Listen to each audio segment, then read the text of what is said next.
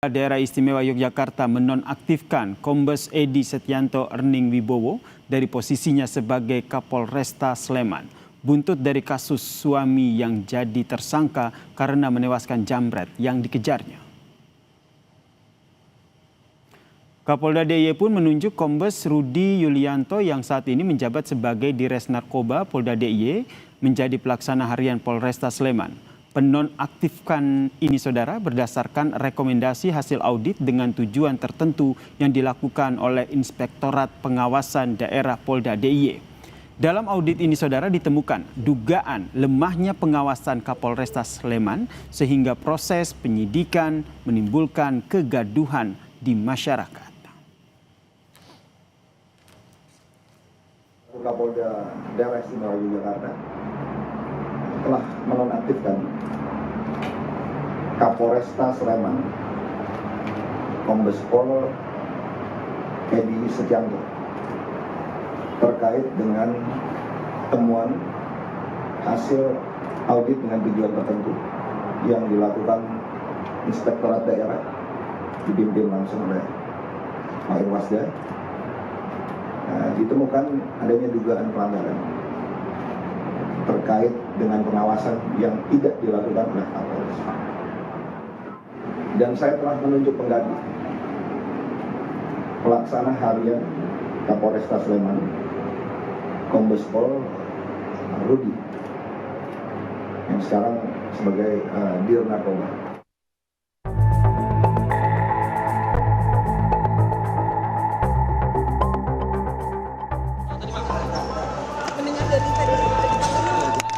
Oh ya, saya Kapolda kamu, masih Kapolda. Anda tidak bakalan sampai ke Komisi 3 dan saya sudah berhentikan Anda. Komisi 3 DPR mengkritik Kapolresta Sleman dan Kepala Kejaksaan Negeri Sleman yang menetapkan Hogi sebagai tersangka lantaran pejamret yang membawa tas istrinya tewas saat dikejar. Anggota Komisi 3 DPR yang juga mantan anggota Polri, Irjen Purnawirawan Safarudin menyebut tak ada unsur pidana dalam kasus Hogi. Safarudin menilai apa yang dilakukan Hogi untuk mengejar penjamret sebagai upaya pembelaan diri. 34 penjelasannya. Itu lebih rinci lagi di situ. Ada penjelasan pasal 34. Ini bukan tindak pidana. Kalau di KUHP Lamu overma, alasan pembenar bahwa orang itu membela diri. Membela diri, bukan undang-undang lalu lintas. Anda salah menerapkan hukum. Jaksa lagi P21 juga. Anda koordinasi yang nggak benar itu. Dalam rapat di Komisi 3 DPR, Kapolresta Sleman Kombes Edi pun memohon maaf kepada publik dan mengakui kurang tepat dalam penerapan pasal yang digunakan. Pada saya itu hanya mau melihat kepastian hukum, ya. Namun rupanya penerapan pasalnya kami mungkin kurang tepat. Pasal sebanding kami mohon maaf kepada seluruh masyarakat Indonesia dan utamanya kepada Pak Yogi dan Ibu Arsita. Komisi 3 DPR menilai penanganan perkara hukum yang menjerat Hogi perlu dihentikan dan dievaluasi secara menyeluruh karena dinilai tidak mencerminkan rasa keadilan. Hogi dan keluarga pun lega lantaran keadilan yang diperjuangkan membuahkan hasil. Alhamdulillah saya ucapkan terima kasih kepada seluruh masyarakat Indonesia yang sudah memberi atensi kepada kami. Alhamdulillah saya dan suami mendapatkan keadilan seadil-adilnya. Suami saya pada hari ini mendapatkan keadilan, kebebasan yang dari pertama kami minta.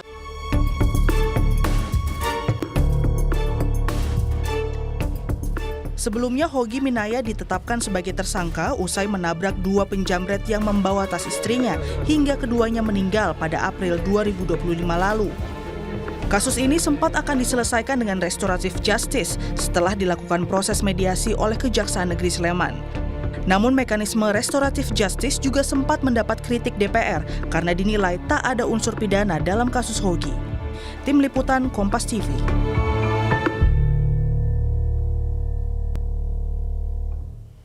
Buntut dari kasus bela istri dijambret, suami jadi tersangka. Kapolda Daerah Istimewa Yogyakarta resmi menonaktifkan Kapolresta Sleman, Kombes Edi Stianto Erning Wibowo. Cukupkah dinonaktifkan dan apa yang perlu dibenahi di tubuh Polri? Kita bahas bersama Komisi 3 DPR fraksi PDIP, Irjen Purnawirawan Safarudin. Pak Safarudin, selamat petang. Ya, Pak halo. Safarudin, sebagai Ya. salah satu yang lantang mencecar Kapolres kemarin, penonaktifan sementara ini, Anda nilai ini adalah hal yang tepat atau ada hal lain yang bisa dilakukan oleh Polri sebenarnya? Ya, terima kasih Mbak.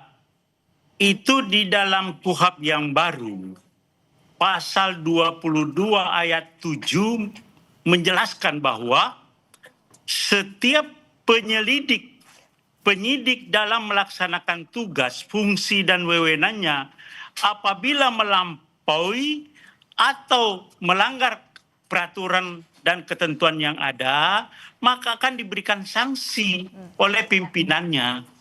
Nah, ini sebetulnya sudah ada bahwa penyidik itu tidak boleh sembarangan menetapkan orang sebagai tersangka.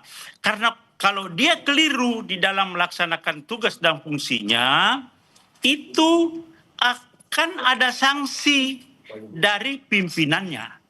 Sanksinya apa, Pak? Itu ada sanksi administrasi, sanksi kode etik, dan sampai sanksi pidana.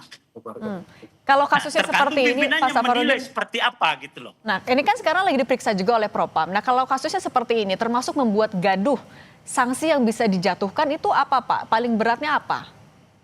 Kalau sekarang itu dinonaktifkan berarti itu sanksi administrasi yang diterapkan ya kalau nonaktif.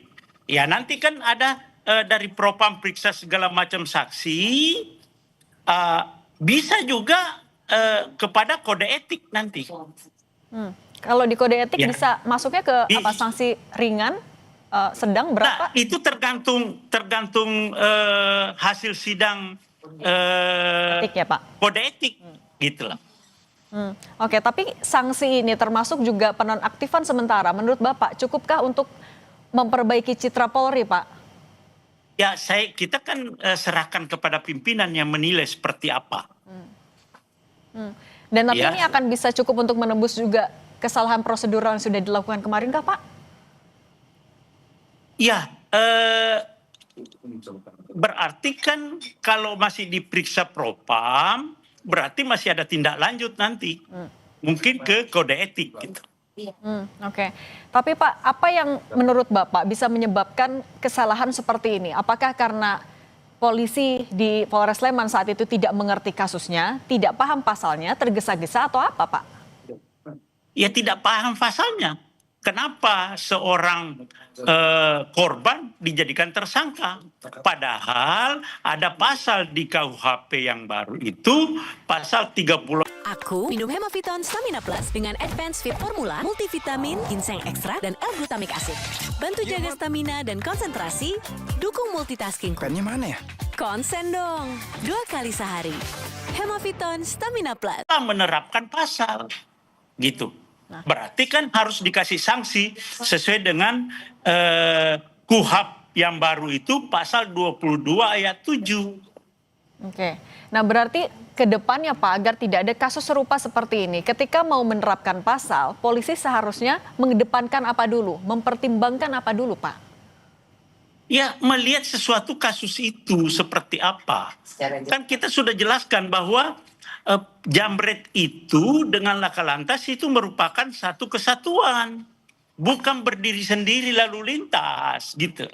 Sehingga ketika laka lantas terjadi itu, Oke. itu tidak boleh dipidana karena hanya kelalaian dia, bukanlah kecelakaan lalu lintas itu berdiri sendiri. Ada kasus sebelumnya yang terjadi. Kenapa suaminya mengejar? Ya karena dia dijambret gitu, istrinya dijambret. Oke, tapi Pak Safarudin, kalau menurut Anda bentuk pertanggungjawaban yang harus dilakukan oleh Polres Sleman setelah kasus ini, apa Pak sanksinya yang harus dijatuhkan itu seperti apa? Ya, kan saya sudah sampaikan tadi, itu di dalam pasal 22 ayat 7 bisa berupa administrasi, bisa sanksinya kode etik, dan bisa pidana. Nah, tergantung nanti hasil dari pimpinan. Oke. Bagaimana?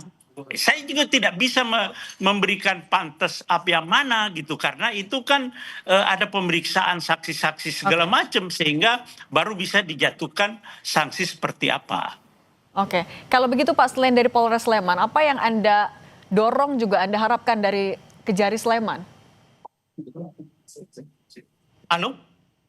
Pak Ya. Safarudin, kalau selain dari Ya. penindakan di Polres Sleman, apalagi yang Anda harapkan, Anda dorong untuk di level Kejari Sleman juga, Pak? Jadi kan kita mengharapkan bahwa ke depan ini tidak terjadi lagi di Kapolres-Kapolres yang lain. Menjadi pelajaran bahwa ketika ada suatu kasus yang terjadi, harus betul-betul dilihat secara menyeluruh, komprehensif, sehingga penerapan pasal itu betul-betul sesuai dengan kejadian itu. Kalau orang itu untuk membela dirinya, ya janganlah dipidana. Makanya kan ada pasal di KUHP yang baru ini. Makanya saya katakan kemarin, bacalah itu pasal-pasal yang ada di KUHP. Oke. Keadilan di setiap kasus ini yang wajib dilakukan. Pak Safarudin, anggota Komisi 3 DPR RI fraksi PDIP, terima kasih sudah berbagi bersama kami. Sehat selalu, Pak. Ya, terima kasih banyak. Assalamualaikum warahmatullahi wabarakatuh. Waalaikumsalam warahmatullahi wabarakatuh.